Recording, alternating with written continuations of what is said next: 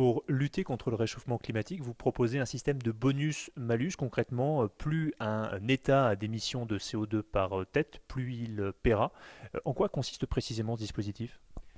Le dispositif s'inspire directement d'un mécanisme de bonus-malus. Vous prenez une référence. La référence, c'est le niveau moyen des émissions par tête. On prend l'ensemble des émissions hors les émissions liées à la forêt.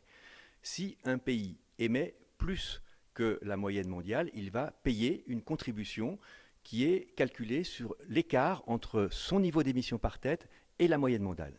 Si un pays est en dessous de la moyenne mondiale, il va recevoir un montant bonus qui représente l'écart entre son niveau d'émission et le niveau de référence mondiale. Qu'on comprenne bien, aujourd'hui, il y a déjà des permis de polluer. Qu'est-ce que votre système change par rapport au dispositif actuel? Il change l'échelle. Il change totalement l'échelle. Aujourd'hui, le marché le plus important, c'est le marché européen des quotas. Il fonctionne moyennement bien.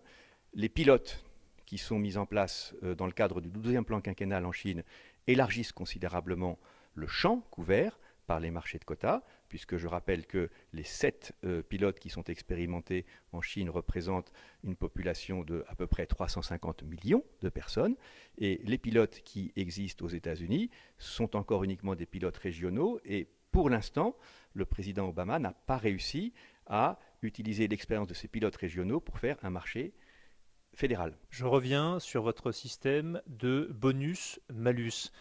Selon votre hypothèse et sur la base des chiffres de 2011, cela coûterait 10 milliards de dollars à l'Europe sur fond d'austérité budgétaire. Est-ce que c'est plausible?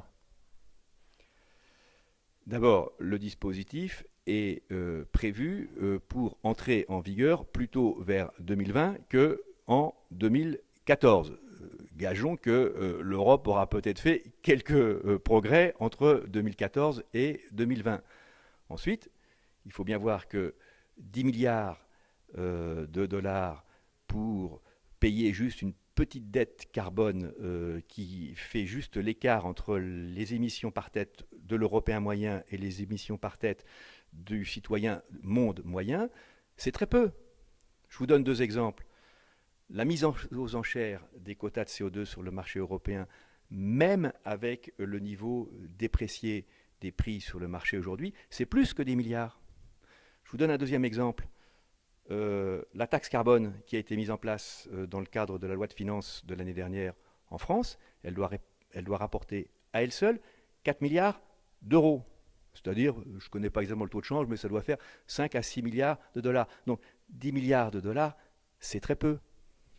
Pour financer cette dette-là, que se créeraient les États s'ils émettent plus de CO2 par tête que la moyenne internationale? Cela impliquerait de monter en puissance sur la fiscalité écologique. On voit concrètement en France qu'il y a beaucoup de résistance. Il y a des résistances, mais il y a des progrès. Et les vrais progrès impliquent toujours qu'on arrive à venir à bout des résistances.